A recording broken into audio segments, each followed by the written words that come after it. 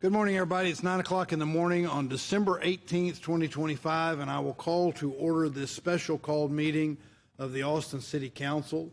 We have a quorum of the City Council present, and we are meeting in the City Council chambers that's located in City Hall at 301 West 2nd Street. Members, you're aware that we have 3 items on the agenda. The way we'll go forward today is we will first have a presentation by our staff. Then we will go to item number 1. We have a few people that have signed up to speak. What we'll do is we will call the speakers up by the item.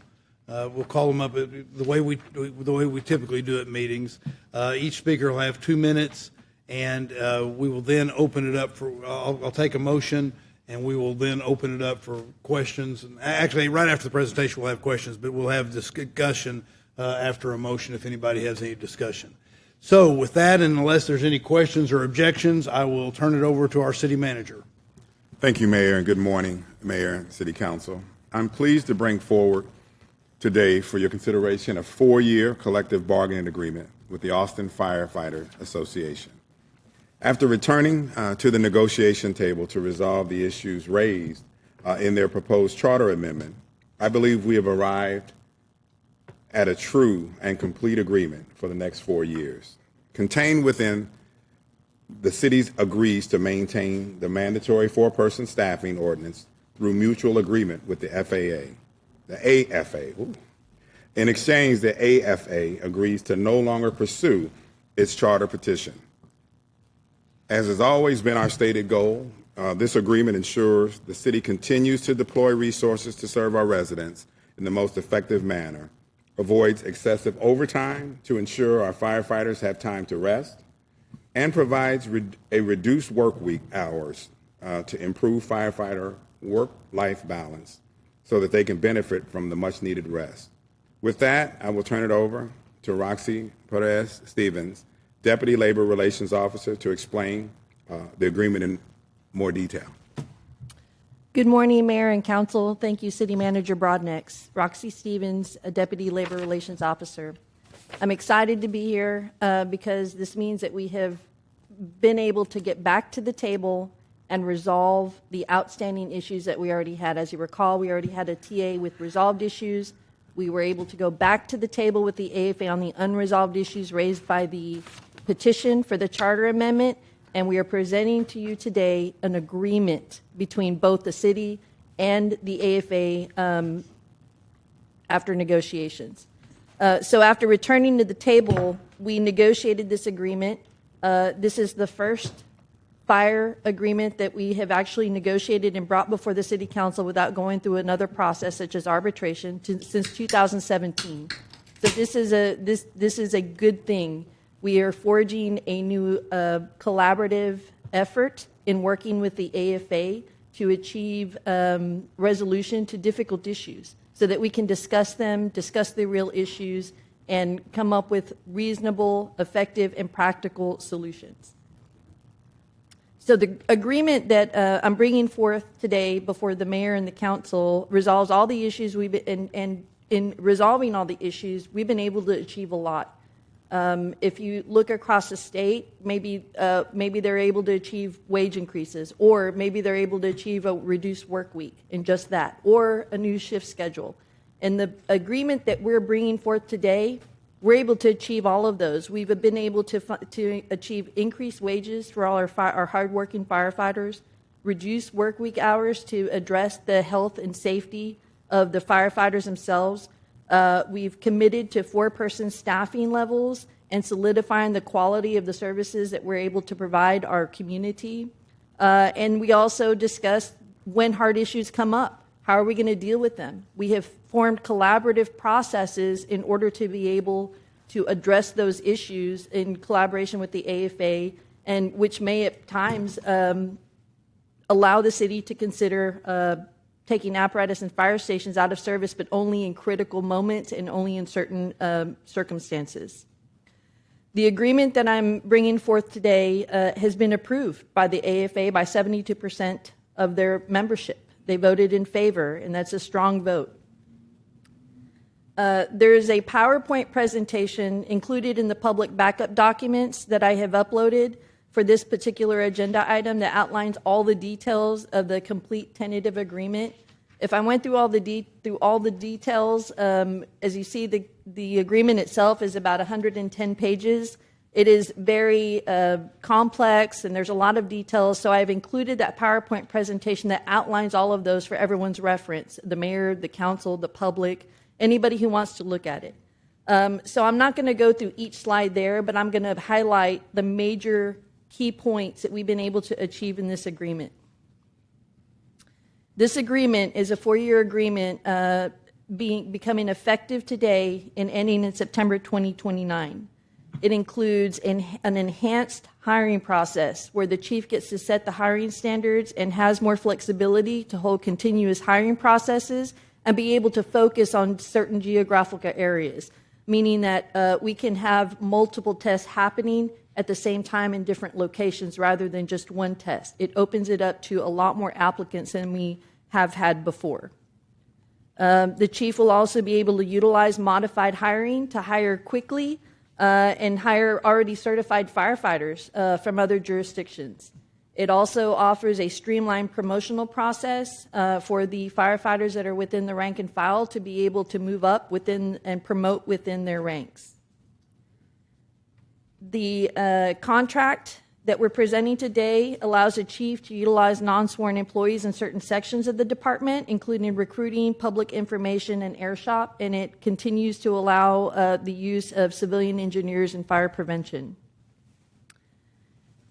A big component of this, which is very transformative, is something that we have negotiated called the Austin schedule, beginning the 3rd year of the contract. And the reason that it's in the 3rd year of the contract is because the firefighters or the AFA membership has collaborated with us to understand that it's going to take some work to get to be able to implement that schedule.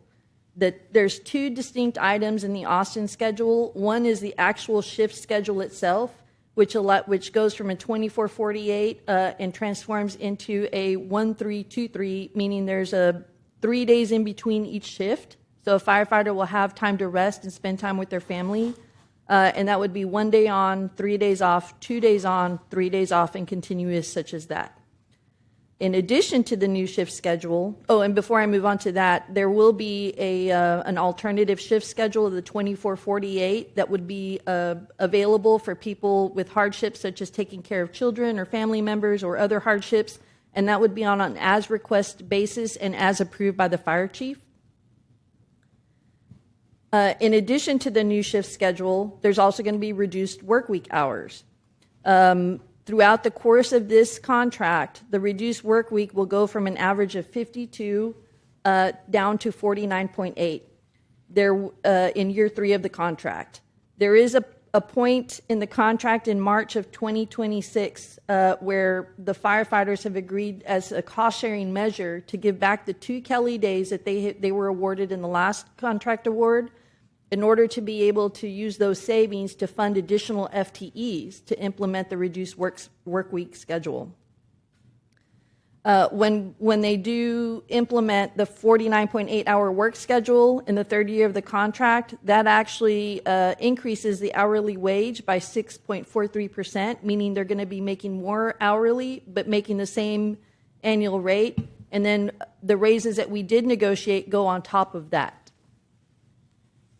The part of the cost sharing process that the AFA has agreed to participate in is to add 54 additional FTEs into the authorized strength of firefighters in order to be able to implement the reduced work schedule. That would be the city would increase the authorized strength in year 1 by 22 firefighters and year 2 by 32 firefighters. That way, in the 3rd year of the contract, we have hired we have increased the authorized strength up to 54 additional firefighters.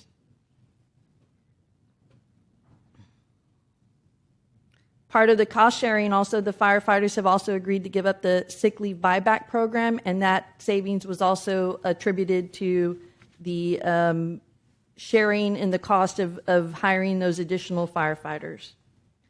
Now, for wage increases, we were also able to adjust the pay scale. In year 1, we had noticed in our compensation study and in discussions with the AFA that the entry-level firefighter steps were the ones that were a little lagging behind and needed a little bit more attention. So what we did was we took the pay scale and we adjusted it accordingly throughout the different steps in the ranks. So there is a graduated increase as the steps go forward.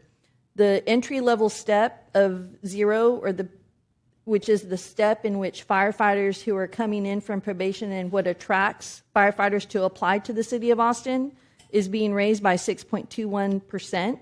The step 1, which is 1 year experience, is increased by 5.55%. And the step 2, which is 2 years experience, is increased by 5.06%. All other firefighters will experience a 3.96% increase in the first year, and the battalion chiefs and division chiefs will get a 3% increase. One of the things we also did was we made all rank differentials, meaning the differences between the ranks, and we made them a stable 8%. For years 2, 3, and 4 of the contract, we were also able to achieve increases. Year 2 would be an across-the-board increase of 3%. Year 3 would be 3.5%, and year 4 would be 4%. The projected cost of the agreement over the 4 years is $63 million, with a year 1 cost of $5,913,706. The contract also includes guardrail provisions regarding funding and the availability of funding.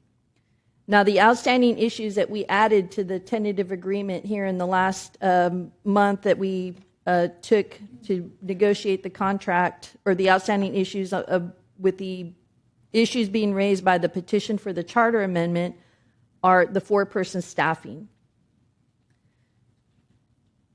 The reason that gave rise was because the AFA had filed a petition to seek to have the 4-person staffing solidified in a charter amendment. By including it in the contract, the AFA has agreed not to pursue or support, directly or indirectly, any charter amendment and or law that addresses the 4-person staffing ordinance, the fire department staffing levels, minimum staffing for apparatuses or apparatuses in service and out of service, or fire stations in service or out of service. In return, the city has agreed in the contract that it will not amend, revise, or rescind the 4-person staffing ordinance requiring 4-person staffing. There is also an additional provision that if any outside party or any law or charter amendment is enacted during the term of the agreement, that the city council may vote to expire the contract if it impacts the ability to fund or manage or administer the contract, and then the contract would be required to be renegotiated. With 4-person staffing, it mirrors the ordinance. It references the ordinance, but there were some clarifications and clarifications and mutual understandings that we had to include in the contract. That way we made sure we're all in agreement. And we included those in the contract. Some of those things were unforeseen staffing shortages. What can we do and what can the city do then? And flexibilities that were included in the 4-person staffing ordinance. And the ability to revise and modify, for instance, a general order that is referenced in the current ordinance, being able to modify and update it as needed as the environment and the circumstances changed. We've also included in the contract collaborative processes that include considerations to revisions of the 4-person staffing ordinance if brought up by either the city or the AFA, and taking apparatus or fire stations out of service during citywide severe financial crisis or department-level unforeseen budget issues. There is specific criteria that is included in the contract in which these items can occur, but there is a collaborative process that has been set up and been agreed to by the city and the AFA that would result in a solution or a resolution to those issues, those difficult issues, should they occur. In addition to this item, there's 2 companion agenda items related to the agreement. If the agreement is approved, one would be the budget amendment to move the funding from one fund to the department fund. And the second agenda item, which that would be agenda item 2. Agenda item 3 would be to increase the authorized strength by those 22 FTEs for this 1 year. This agreement improves the fire department. It achieves stability and mutual understandings for the next 4 years, and it addresses the health and wellness of the firefighters and solidifies high-quality fire services for our community. This is a trailblazing contract and very transformative, and we're excited to present it to the City Council for consideration as a true and complete agreement of all of the issues. We are recommending that the City Council approve this tentative agreement, and I stand by for any questions that you may have. Thank you, Ms. Stevens. Members, if you have questions, if you'll let me know by hitting your light, I would appreciate that. Before we do that, before I call on anybody, I think I speak for everybody when we say how pleased we are with your excellent work and your team and all of the people that have been a part of this. We're very appreciative of the effort and creativity and work that you put into it. With that, members, questions? Councilmember Siegel. Thank you, Mayor. And yes, thank you very much to Ms. Stevens and staff for this presentation. Thank you for all of your work. Also, thank you to the Austin Firefighters Association for your work on this, for all of you bringing us this proposed agreement that would bring the city long-term stability, where all of the issues are decided together, where we are improving compensation, pay equity across a firefighter's career, we're improving the schedule, addressing firefighter wellness, we're addressing job safety through 4-person staffing, and we're also avoiding a protracted struggle, right, and a ballot measure campaign. So this is an agreement that would bring us labor peace and promote stability in our public safety programs and hopefully build goodwill among the ranks. I guess before we get to the vote a little bit later, I want to ask a couple questions. I guess first, and I see our CFO is online virtually, but I guess if city staff could explain how we would pay for overtime related to maintaining 4-person staffing in the way it's enshrined in this agreement. Ms. Lang, you want to do that, or Mr. Van Eno? Barry, I'll let you go. Thanks, Ed. Good morning. Carrie Lang, Director of Budget and Organizational Excellence. And to speak to the overtime cost for this year with this agreement, I think it is the plan, and we've already started working on how we would make those adjustments. But there are administrative adjustments that the chief will make as we look at this current fiscal year. I think we're all committed to supporting the department with this agreement. And so as we work closely with the department from a budget and organizational excellence perspective, we'll do monthly check-ins to see how their overtime is trending, as well as look at what administrative changes we can make as we go through the year. It's going to be an ongoing conversation and looking throughout, the general fund as a whole to see what savings is generated just on natural work, and then we'll look at how we need to adjust this fiscal year and then begin to plan for next fiscal year. Wonderful. Thank you, Director. My next question relates to, Article 34, Section 3A, and this is the subsection of the agreement that allows the chief financial officer of the city to define terms like severe financial crisis, and that would impact, some of the ability to maybe adjust something like 4-person staffing. And so I wanted to ask the CFO if he could explain a little bit. Obviously, we don't know if this provision will ever be triggered, and it will be up to the CFO at the point it would be triggered to make this certification. So we're not asking for a kind of a binding ruling. But I would like to ask if Mr. Van Enu could explain how he would approach defining a term like severe financial crisis in the context of the CBA.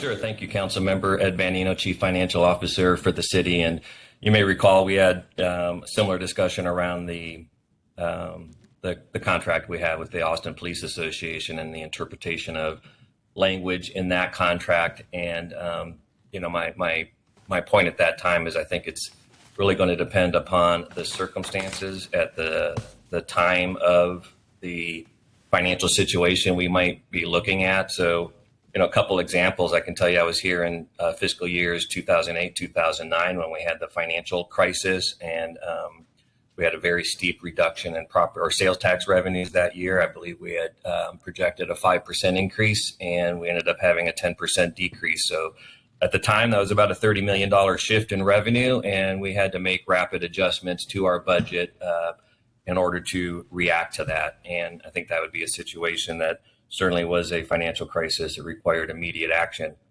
Maybe somewhat surprisingly, though, you look at the 2020 COVID situation, and as dramatic as that event was, and as impactful as that event was on the city's economy with the strong federal response and federal stimulus financially, that was not a crisis on the same order of magnitude as what we experienced during the financial issues the country had back in 2009.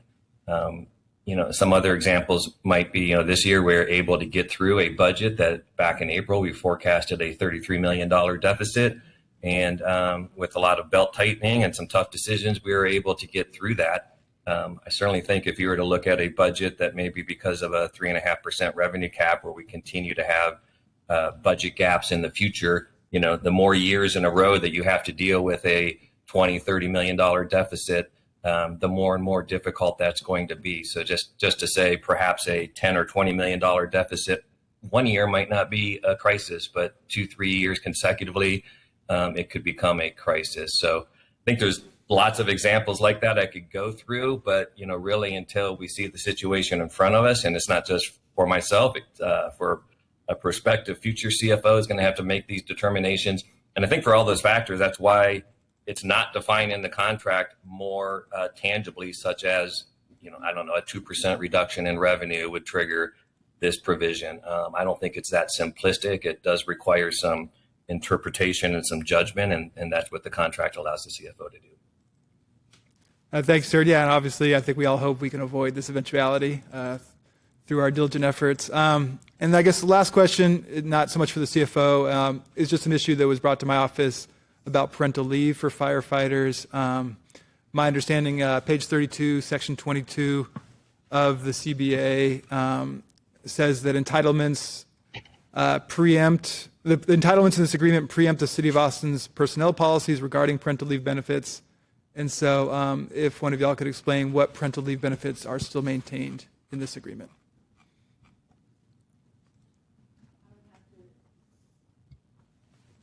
If you give me a moment, I would have to look in the contract I don't remember what the parental leave on that is. Okay. That's fine. If you give me a moment, council member. Thank you. That's all I have, Mayor. Great. Thank you, Councilmember Siegel. Councilmember Harper Madison, Councilmember Ellis, and then Mayor Pro Tem. Thank you, Mr. Mayor. I appreciate it. Thank you for the presentation. Excuse me, exceedingly happy to hear that we're going to be able to maintain the national average of the 4-person staffing, what best practices have been established, and with no opportunity for that to be eroded. That's something I'm happy to see, and glad to see that we were able to negotiate in good faith and offer some continuity of service to our constituents and operational stability. I think the two questions I have, one is about recruitment, but I think as you're feverishly searching for an answer to Councilmember Siegel's question, I can move to one that Ms. Lang might be able to answer. I'm curious to know if approving this contract provides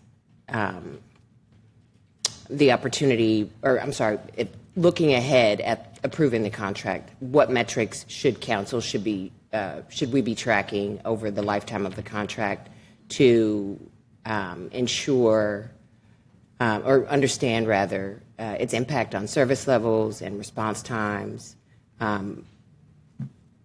Actually, I think that's not a you question at all, is it? It's Mr. not. Mayor, would you like for me to just hold? That probably until. Okay. Yeah. Thank you. Thank you for that, Councilmember. Councilmember Ellis, then followed by the Mayor Pro Tem.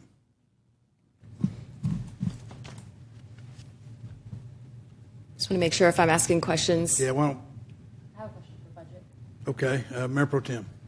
Thank you. Can we put up the slide? It's the last slide on your slide deck, Ms. Stevens, on the financial forecast for the next 5 years.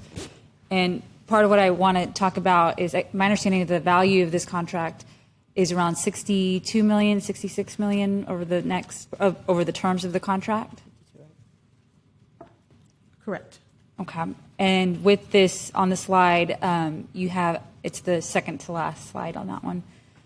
You have our 5-year average annual revenue growth at a 3.3% and our expenditure growth at a 3.9%. And so just wanted to see if you could speak to the structural deficit that we'll be facing with the city budget in the incoming years.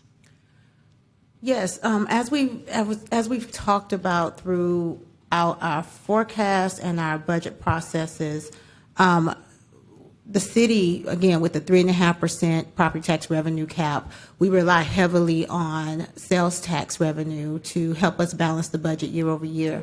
And as we've seen our sales tax revenue decline, we recognize that our expenditure growth as a whole is growing faster than what we're anticipating our revenue growth to come in at.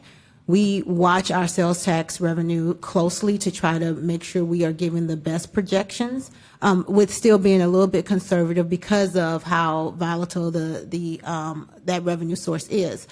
But I'll say that in this forecast, even going back to our financial forecast in April, we anticipated the cost of this contract. It was included in all of our projections, and the team, Roxy and her team, as well as working with the association, have come up with a contract that is in line with what we planned for and budgeted for. I do think that when we're looking at this deficit, it does include us moving forward to getting the reserves back to a 17% by fiscal year 30. And so that is one of the things you see in this $30, $34, and $38 million deficit, us anticipating doing the work to get there. And so that increases the amount of the deficit given where we are with our sales tax revenue projections right now. Very good. Thank you. Thanks, Mayor Pro Tem. I'm going to see if you can answer Councilmember Siegel's question, and then we will go to back to Councilmember Harper Madison. Yes, Mayor. The paid parental leave benefit and aspect is actually not codified in the actual agreement, and that's why I couldn't recall it, because it's not in the agreement. But the chief has the ability to manage that accordingly, and my understanding is that the chief has memorandums out to the members, to the firefighters, that regarding the paid parental leave benefit and addressing that. Okay, thanks so much. Thank you. Okay, thank you, Councilmember Siegel. Now, Councilmember Harper Madison, I'll come back to you, and then we'll go to Councilmember Ellis, followed by Councilmember Vela. Thank you. I appreciate it. And if I had a question about overtime savings by way of the 53-hour work week, would that be Ms. Lang or would that be Fire?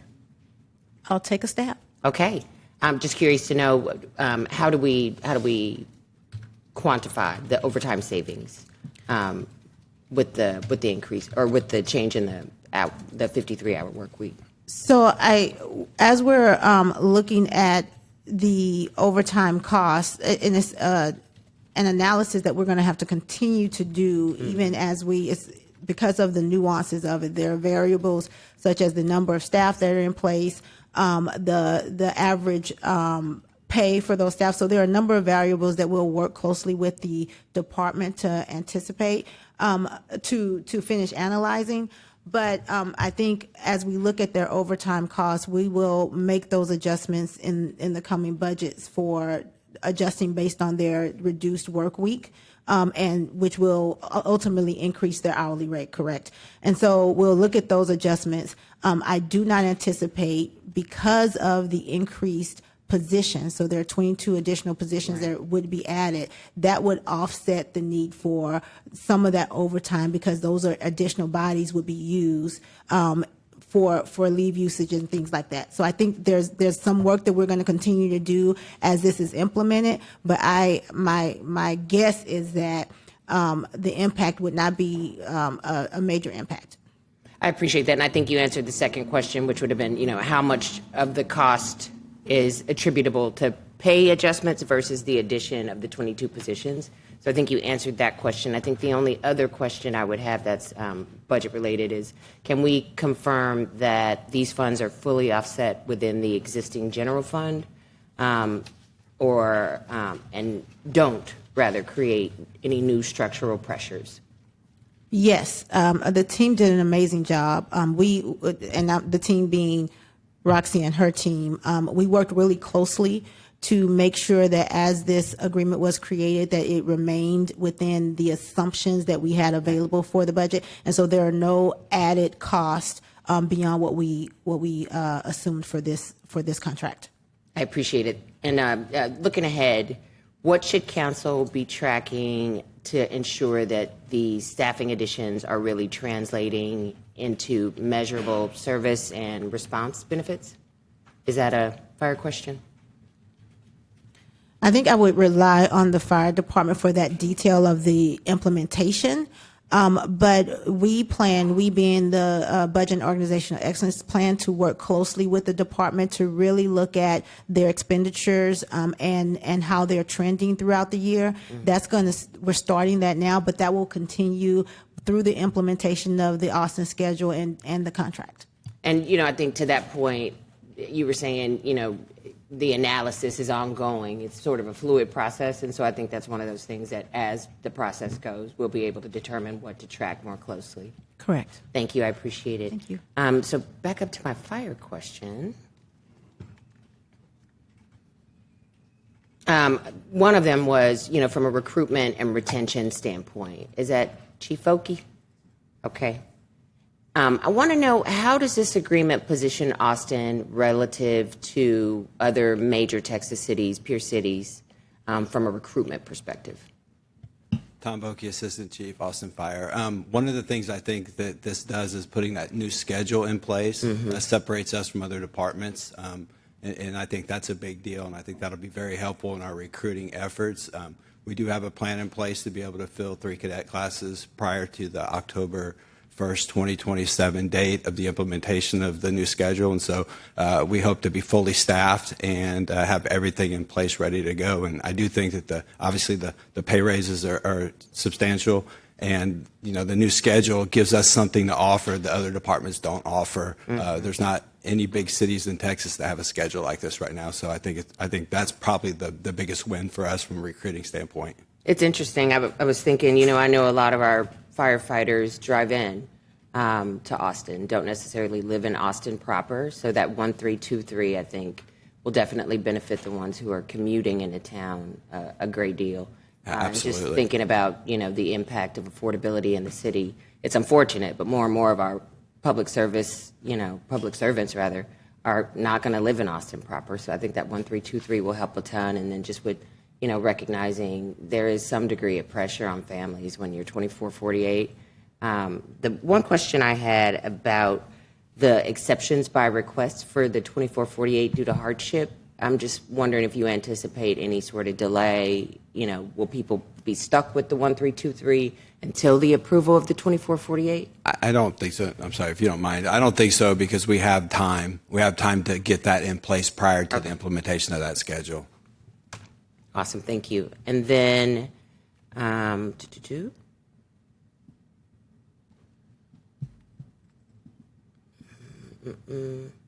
think that might have been all of my questions for you guys. And, well, actually, you said something when you were talking about filling 3 cadet classes.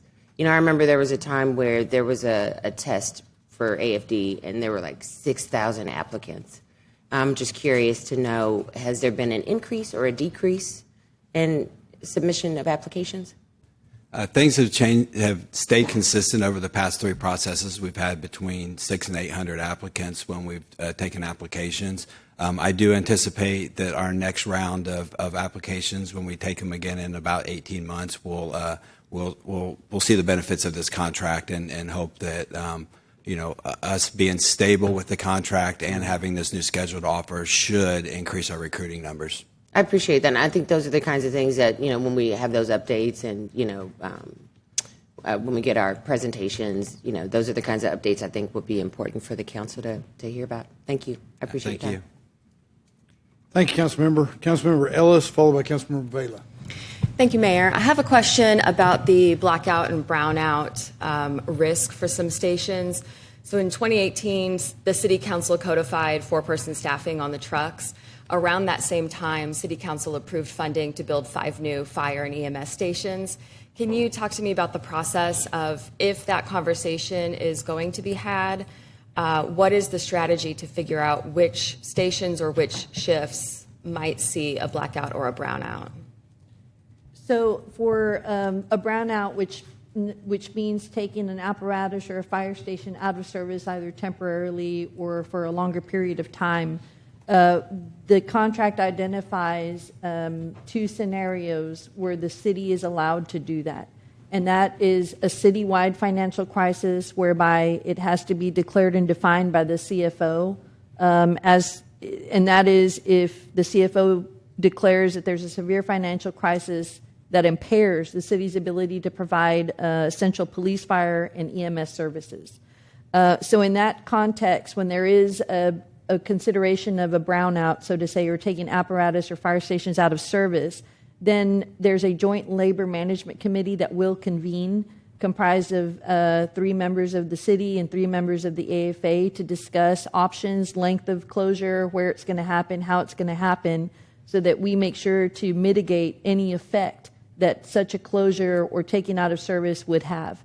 And then once that recommendation has been approved and the decision has been made, then there is a public advisory agenda item that the city will notify not only the city council but also the AFA of the closures, the reasons for the closures, and what the recommendation was and how that was implemented. We also have the ability to consider that as one of the options if there is a department level significant budget reduction necessary for unforeseen circumstances that were not considered at the time of a budget adoption. Again, that is another very significant event. It's not something that happens all of the time. So then that's one of the options that could be considered, along with a lot of other kind of budget reductions to keep the management of the fire department budget within what it is approved. And in that case, again, the same kind of joint labor management committee does convene. It's a shall convene in order to figure out recommendations on how to make those budget reductions. And if one of the recommendations considers taking an apparatus or fire station out of service, then we do the same thing. The decision is made, and then the notification is made in a public meeting as an advisory agenda item to the city council, and we also give notice to the AFA. One of the things that we were concerned with and wanted to address in the contract were, number one, recognizing that there are times that the city will need to consider that in times of dire need, and then number two, that the city remains accountable when those closures or taking them out of service has to happen, and then it's transparent, that everybody knows about it and knows what is happening and why. So we will know when those conversations are beginning, at least, so it's not just a surprise that a meeting happened and there was a decision made in that meeting? Yes, that's correct. The circumstances by which these are options are circumstances that don't come to fruition overnight. It's something that is not necessarily going to be a surprise. Okay, I'd certainly hope that we could be kept apprised if those conversations begin, just because we'll get questions and we want to be able to answer them responsibly to our constituents. I'll just make my position known on some of the blackout, brownout conversations is a lot of the new fire stations that were built over the past 7 years are in high wildfire areas that previously had slower response times. So I really want to make sure that we're not taking those new ones out of rotation.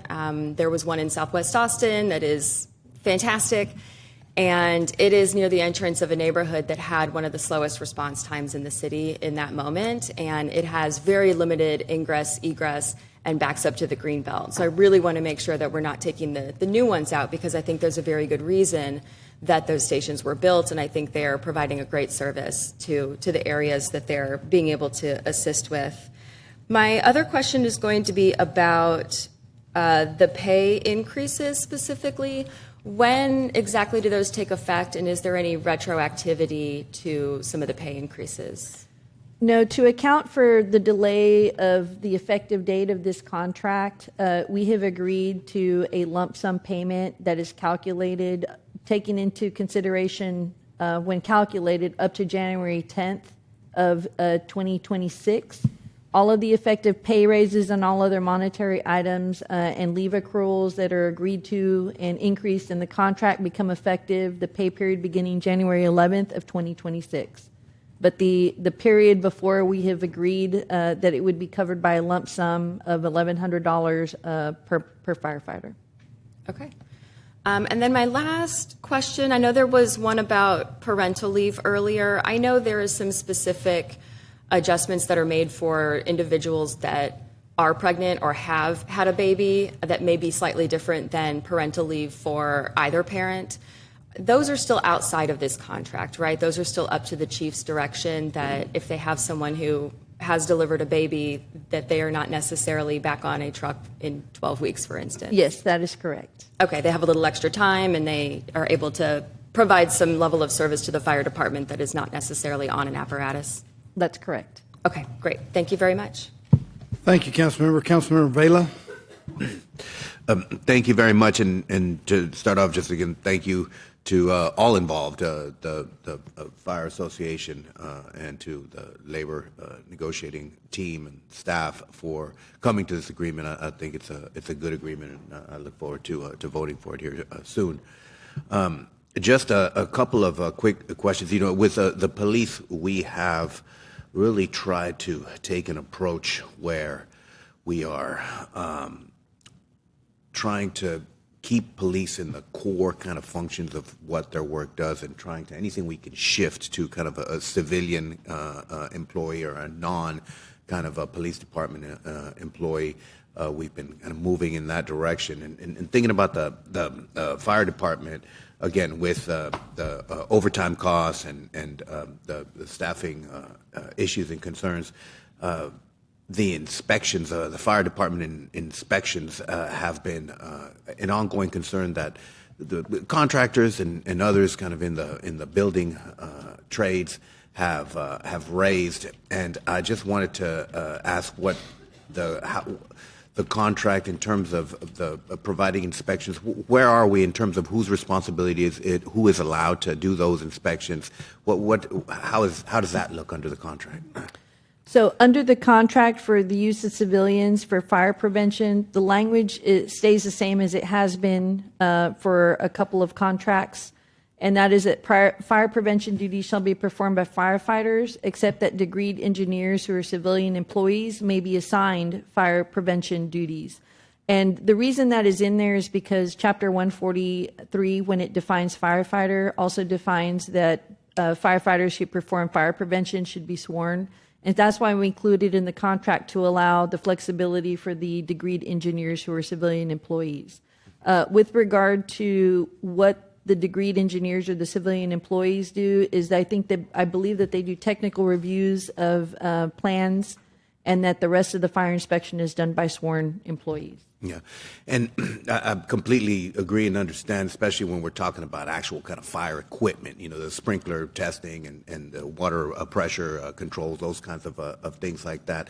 In particular, though, with the WUI, that has created a lot of much more kind of small-scale inspections that are, for example, the making sure that there's not vegetation within a certain area around the house, making sure that I believe that there's like mesh in all the openings to prevent any embers from entering the home and starting a fire. Are we allowed to use any kind of civilian employees? Because I understand in that there is a provision in there that civilians are allowed to assist with the WUI inspections.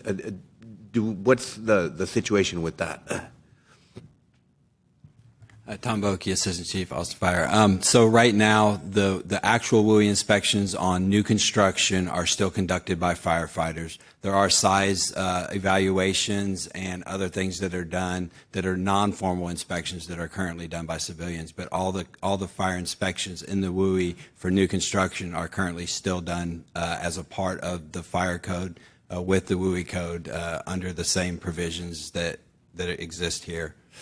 And how do y'all feel about the staffing and the ability to get those inspections done in a timely manner? Because I know that, again, we're in a lull right now, especially on the housing construction front. But again, the real estate cycle comes and goes, and that's been, and again, not just with the fire department, but across the board. Permitting and kind of inspection delays have been a point of concern from a lot of folks' perspective, and can affect housing costs.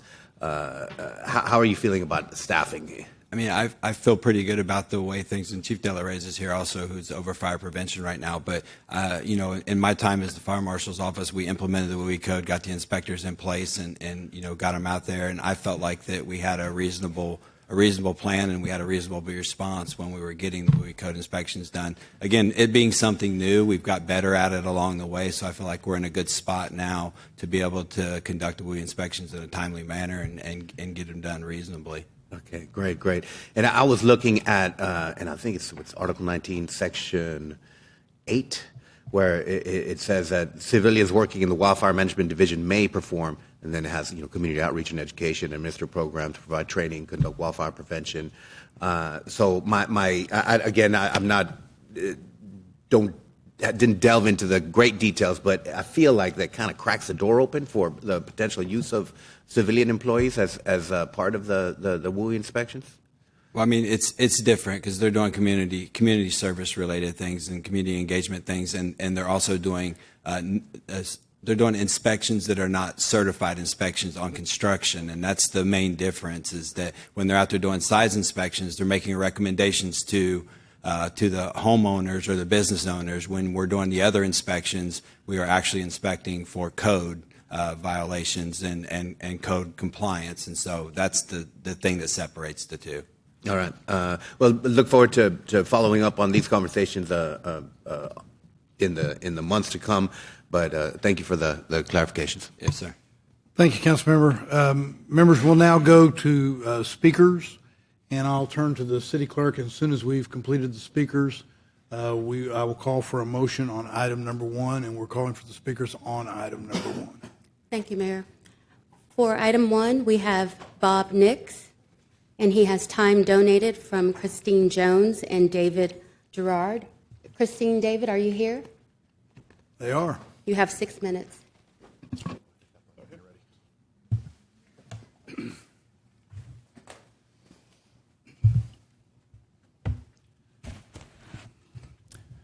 Well, first of all, Council, thank you for being here. It's our pleasure to speak before you today, and thank you for taking time away from your family and loved ones to help us get this over the finish line. It is very much appreciated. I think this agreement is a good deal for both labor and management, not just in what's written in the words, but over the last 6 to 8 months, we've ended, I think, a long-standing, very amicable relationship between labor and management. And it wasn't easy getting here, right? It became clear to us during the budget process that 4-person staffing was going to be reversed. You guys adopted a budget that takes $8.3 million out of the fire department budget. And the only way to get there was to then reverse the ordinance. It was very clear that was happening. When I called council, there were some frustrations, but also as reading the tea leaves, it was going to be reversed. That same base budget was approved after Prop Q. So when we launched the Safe Officer petition, we didn't do it in anger. We did it in protection of the firefighters and the citizens we're sworn to serve. And I do think this agreement, the promises made in this agreement, and the relationships, maybe more important, the relationships we can build because of this agreement, can really allow us to collaborate in the future and provide the flexibility management needs and council needs to make these tough decisions in periods of severe financial crisis. During the November 20th work session, there was a lot of comments made from staff and council, some I didn't agree with. But I listened really carefully, and there was some really good guidance in what was said. And that guidance, especially from Councilmember Alter, he really brought up the term, and what does impaired mean? Is it $1? Is it $1 million? And it got us thinking that, you know, in a crisis, you can't be wondering those sort of things. Management needs to have the authority to do those sort of things. But then we also need protections on our side to make sure things just don't happen because it's easy and expedient in the budget, which we felt was happening. So that's why we launched it, right? But listening to the words in that work session, we tried to work out an agreement that provides management and council the authorities to have this sort of flexibility in these cases of extreme emergencies and rare catastrophic events, but provides the firefighters and the citizens the protection they need to make sure we're operating safe and be able to do our job that people were sworn to protect. And I think that's what this agreement does. However, there's some things in the agreement that were discussed at the table we want to talk about here because they kind of set a benchmark or level, and we trigger some of these events. And so I brought up David Gerard. If you haven't met David yet, he is our president-elect for AFA. I'll be swearing him in on the 13th. He's much more reasonable than me, so you guys should get along really well. But so when we talk about four-person staffing, it should never be triggered, ever, reduction of four-person staffing under this current agreement unless there's a rare catastrophic emergency. And some of the examples of that were there's such a bad snowstorm that we can't get firefighters to work. So this should never be triggered, ever, except in some of this a bona fide rare catastrophic emergency. In the shutting down of fire stations and apparatus, there's two conditions which Roxy laid out really well. One is a citywide crisis, and the other one is an unforeseen financial crisis in the fire department budget. So we got one in front of us right now. I would call it not unforeseen. That's why I want to highlight it. When we sign this agreement, the fire department will be in deficit $8.3 million, and they cannot make it up. It's not possible. We know that because we tried to make it up by moving 42 people from staff to operations to save money. We saved very little money doing that for the period of time we tried it. There's no meat on the bone on the fire department budget.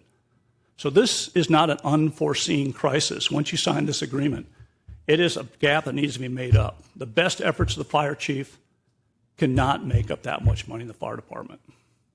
It's going to have to come from somewhere. So I'm just trying to be realistic here. That is not an unforeseen crisis.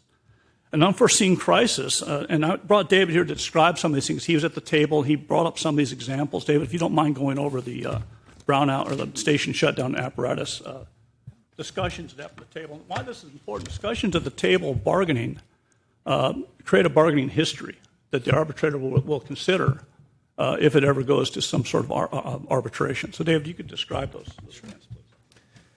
As both Roxy, David Gerard, President-elect, Austin Firefighters Association. As both Roxy and Bob has referenced, there is the provision within Article 34 that speaks to unforeseen budget issues at the department level. And so we did have conversations at the table and away from the table because we saw the wisdom in trying to better understand what some examples might be that would justify that trigger. And it was Roxy Stevens with Labor Relations that kind of offered up two examples that we have kind of a shared agreement on. And one of them was a protracted, extensive wildfire season that required for the fire chief to upstaff wildfire apparatus over an extended period of time that was unprecedented and in excess of what our historical norms were. A second example would be another COVID-like event in which we could have excessive vacancies by firefighters due to illness or injury that, again, were greatly exceeded what our normal leave patterns are. And those are two examples that were discussed that would be an unforeseen budget issue that was not known at the time of the initial budget adoption.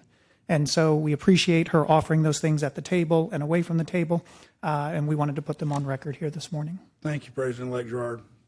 Thank you both. Mayor, may I have a brief follow-up question? Sure. Mr. Gerard, did you have a chance to finish your statement?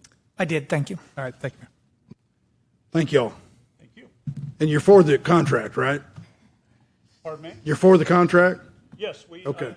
It's rare that I endorse a contract. I understand. I endorse it. That's why I'm asking the question. Because I think it really does satisfy the promises that we try to get. Very good. Thank you. For item 2, we have Hang on. We're not going to go to item 2 just yet. That completes all the speakers on item number 1. Members, item number 1 is the approval of an execution of a 4-year collective bargaining agreement with the Austin Firefighters Association. Motion is made by Councilmember Velasquez, seconded by Councilmember Harper Madison. Discussion on the motion. Mayor Pro Tem, followed by Councilmember Alter. Thank you. Then Colleagues. Councilmember Lane. We know the number one priority of our council is and has always been the safety of Austinites that we serve. This agreement is a major and exciting step forward in that mission. It not only delivers a competitive pay package, but it also sets a promising new national standard for firefighter scheduling, ensuring our first responders are well rested, that they are resilient, and that they're ready to serve our communities. Securing four-person staffing is also a historic achievement that will keep our community safer while protecting the health and well-being of our firefighters. And what I find most promising is that for the first time in years, all of our public safety departments are now under robust contracts. This gives us much needed foundation of stability and trust to build upon, allowing us to move forward with a clear focus on responsiveness, accountability, safety, and long-term planning. I know that reaching this agreement was no easy feat, so I'm deeply grateful to our firefighters, to our labor negotiation teams. Congratulations, Ms. Stevens, on all of your hard work and leadership, and everyone who worked tirelessly to bring this agreement across the finish line. I look forward to continue supporting our firefighters and our shared mission of keeping Austinites safe. Thank you, Mayor Pro Tem. Councilmember Alter, followed by Councilmember Lane, then Councilmember Siegel. Thank you, Mr. Mayor. Just want to start off with what I know will be an echo of thanks. Ms. Stevens, Mr. Desai back there, I know y'all, I see Lowell there, y'all worked really hard on this, and so I really appreciate the work that was done. And I want to take a moment, the outgoing president of AFA, who has, this is not your first rodeo. Appreciate the work you've done advocating on behalf of the fire department, the Fire Association, and Mr. Gerard. Look forward to getting to work with you in the coming future. I think this deal is very much a compromise, a deal that is exactly what is envisioned by collective bargaining. No side gets everything it wants, but it is a really good agreement for the people of Austin and for our firefighters. You know, we are raising pay, especially in those early ranks, so we can attract more people. We are going to this new schedule, which is, as we heard today, going to be really key in getting more applicants and hopefully more firefighters here in Austin to provide the level of safety that our residents deserve. And we're going to do it in a way that preserves four-person staffing and does all the things that we need to keep Austinites safe. So I just want to thank everyone involved for getting us here. I know it wasn't always easy, and there were moments where it didn't seem like we might get here, but I really appreciate the hard work. Thank you, Councilmember. Councilmember Lane, Councilmember Siegel, then Councilmember Harper Madison. Thank you. First, I absolutely want to thank Deputy Labor Relations Officer Stevens and her team for the steady hand that you've brought to the entire contract negotiation process. Thank you also to Budget Director Carrie Lang for the critical and timely support that you and your team always bring to these processes and the consistency and skill that I've been so pleased to experience throughout this first year in office. And also thank you very much to the AFA leadership who returned to the table in good faith so that we could arrive at an agreement that serves firefighter needs while reducing financial risk for the city. I'm gratified that we are voting today on a fire contract that has received strong support from AFA, and that we are ending this process in a way that brings us together as a city, supports our firefighters in terms of both pay and rest, and that significantly improves AFD's ability to recruit and retain firefighters so that we can fill these positions while providing needed clarity on key aspects of financial risk. I'm very pleased to join outgoing President Bob Nix in supporting this contract. Thank you. Thank you, Councilmember. Councilmember Siegel, Councilmember Harper Madison, Councilmember Cadre. Thank you, Mayor, and I definitely want to keep celebrating everyone working together, firefighters, city, council. I even enjoyed our sub-quorum. This is my first collective bargaining agreement process, so thanks, y'all, for including me. But this idea of working together is really important, right? That we're going to work together to take care of our firefighters who take care of us, and that we're all going to take care of the city. I also want to note that, in the wake of Prop Q and the vote against the tax rate increase, we also have to acknowledge the fiscal reality.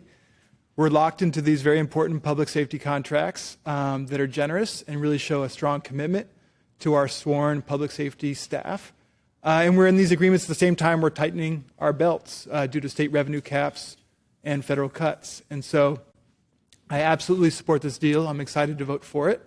I also support our city workforce as a whole, and that means our public safety workers and our civilian workers. And I don't want our civilian workers to see these contracts and feel any sort of new vulnerability. There is a narrative out there post-Prop Q that austerity is here, and all we're going to do as a city is fund public safety and infrastructure. And I think I speak for this council, that's not our intention. We want to take care of all of the workers who make our city special. And so we're going to have to be creative and aggressive to raise revenue to keep pace with our labor costs. And at this point, I really do want to celebrate our economic development team, including Dr. Eric Johnson, Assistant City Manager, and everyone who made the Southwest Airlines deal possible, right? Those of you who haven't heard, we're bringing 2,000 good jobs, mainly union jobs, many millions of dollars in new tax revenue. And this is the kind of creativity we're going to need in a world where Austin as a city has to be as self-sustaining as possible. So I'm committed to that. I think we all here are committed to that, to fight for the Austin we want to see, where workers are supported, where our programs are affected, and where residents are safe and prosperous. Thank you, Mayor. Thank you, Councilmember. Councilmember Harper Madison and Councilmember Cadre. Thank you, Mr. Mayor. I appreciate it. I'm happy to see this voter-authorized collective bargaining process be conducted in good faith by all parties, in my opinion. And Bob agrees, and that's all I got to say about that. And speaking of Bob, I've seen and worked with a lot of union presidents over the nearly 7 years on this dais. And it's not a competition, but I don't know that I've seen anybody match your energy and commitment. And, you know, I don't know that I've ever been more in admiration of a person who gave me a hard time before in my life. But I appreciate the hard time because you did it for your members. And it was an opportunity to recognize that union leadership, while engaging in politics, shouldn't be political.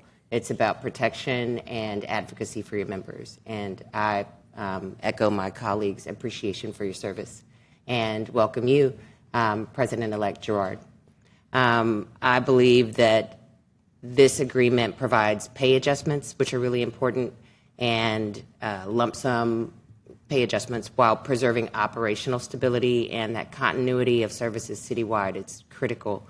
I echo Councilmember Ellis's questions about blackouts and brownouts and which stations and where. And we'll, in the future, have further questions about construction of fire stations. I got some questions about that. So when we're talking about budgetary deficits, I've had the opportunity to make observations about how we renovate and rebuild fire stations. And I got a lot of questions about costs there. Other cities, you know, in terms of our peer cities, they're able to build fire stations efficiently and affordably. And Austin somehow still is not making the cut there. And I think some of that deficit can be made up when we take into consideration what our costs are there and make sure that we're on pace with other cities. And if and when we're not, let's figure out why. This agreement maintains our 4-person staffing requirement, which was always at the top of my list for something that we had to figure out how to preserve, given, you know, these tough times, that those purse strings are tightening and not, you know, just in one place, it's everywhere. And that won't change. You know, Director Lang made mention of, you know, what our budgetary deficit was anticipated to be, what it looks like moving forward. And I think we're all going to recognize that everything will be affected by budgetary deficits, especially when, you know, to Director Lang's point, our expenditures are outpacing our revenues. And that's data. Those are facts you can't fight.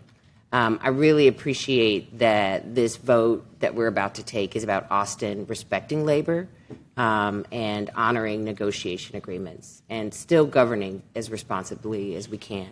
Approving this contract also provides certainty for the department and allows the council to focus ahead of on longer term workforce and public safety strategy. So happy to see this thing get put to bed, and happy holidays, Austin, Texas. Thank you, Councilmember. Councilmember Cadre, and then Councilmember Ellis. Thank you, Mayor. You know, what an exciting day at Austin City Hall. What an exciting day for Austinites. You know, this contract is not only a win for the firefighters, but it's a win for all of us. You know, we as a council often talk about making sure that the city works for everyone. This is that in action. So just want to, hats off to the firefighters, hats off to the negotiating team from the city. Enjoy the many conversations with my fellow 361, Roxy. And also, thank you to AFA, the Fire Association. I'm going to miss Bob. Met Bob as a candidate. Have been able to work with him for the past 3 years. I know the amount of labor of love that he puts into this work. So much that when he was at I don't know if it was Disney World or Disneyland during these negotiations, he was sending us emails and text. I think we all got emails and texts from Bob. But you're going to be missed, Bob. But hopefully next time you go to Disney, you won't have to worry about anything. And really looking forward to working with David moving forward. Thanks, Councilmember. Councilmember Ellis? Thank you. I'm glad that this agreement protects four-person staffing. I remember getting to meet with Bob way back on a rainy day in 2018 at Radio Coffee, and he explained to me the importance of four-person staffing, and he said, will you commit to supporting it? So it's great to be here this many years later, still upholding that commitment and still doing what we can to make sure that our firefighters are safe and that our community is safe. I think this package is competitive. I think it helps our department recruit and retain good employees, and I think that's an important part of what these bargaining agreements do for us. Getting creative with scheduling and making sure that firefighters not only have the ability to protect and serve our community, but also have some time off to be with their family or to attend events that are important to them is something that we want to encourage. We want to make sure that firefighters are as much a part of our community as we see them. We want to make sure they can afford to live in Austin and be in the communities that they serve. And so I really want to appreciate the union. Bob, knowing you all these years has been fantastic. I look forward to working with Mr. Gerard in the future. And definitely thank you to Roxy and Lowell, who have put a lot of hours into this and trying to make sure that you bring us a package that the council can support. And I always say it's an interesting day at City Hall when we get very few speakers, because you know that a lot of good work has gone into this. If you don't have a lot of people coming and saying something is great or something is not great yet. So really to get to a point where everybody's in agreement and willing to move forward together is what government is all about and what public service is all about. Thank you, Councilmember. Members, there being no further discussion on item number 1, without objection, item number 1 is adopted. Congratulations, everybody.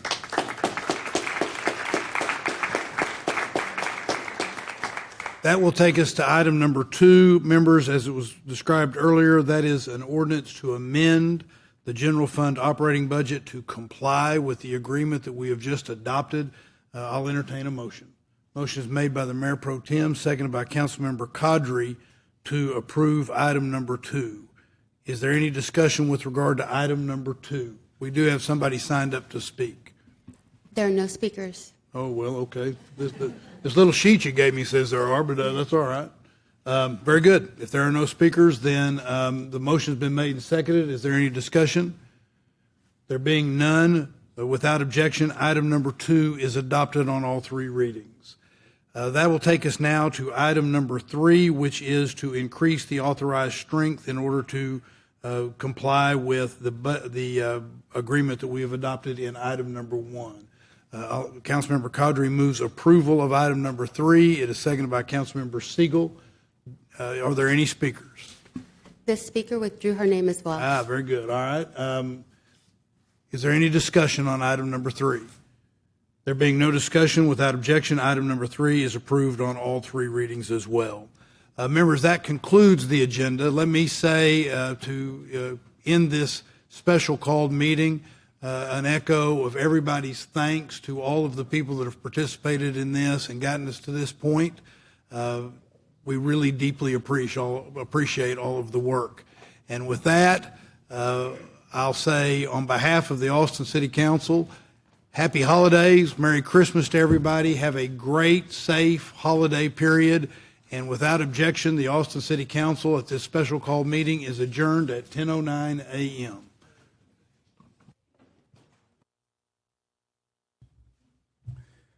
Well, good morning. I'm joined today by Austin Firefighters Association President Bob Nix to sign this contract, which is a major milestone for the City of Austin as we affirm our continued support for our Austin firefighters. I also want to acknowledge David Gerard, incoming president for the Austin Firefighters Association, who is with us today as well. I want to thank the negotiating teams for reaching an agreement that strengthens public safety while implementing a work schedule that prioritizes firefighter wellness. We value our firefighters, and this new agreement demonstrates our commitment to these valued public servants. This agreement increases pay, prioritizes wellness, and streamlines the hiring and promotion process. Thank you again to the negotiating teams for both the city and the Austin Firefighter Association for all their hard work to get us to this point. Bob, would you like to say a few words before we Yes, sign? thank you, TC. You know, it's hard getting here. We had some outstanding issues after the agreement, and the council didn't ratify our first attempt. We had a petition, Safer Austin petition. We made promise to the citizens that we wanted to make sure our staffing was protected and their neighborhood fire station stayed open. And I was skeptical going back to the table, but we did, and it was a very great environment for reaching a deal. We gave management the flexibility they need to really manage a crisis properly, and we have the promises that those won't be executed or used unless they were in dire need. And so we believe we kept our promise to the citizens, and TC did too, that we're going to keep fire stations open, we're going to keep safe staffing standards, unless there's a bona fide emergency. Then we have a framework to work together to try to solve that emergency in the best way possible for the citizens. So thank you very much for your cooperation, and I'm excited to sign.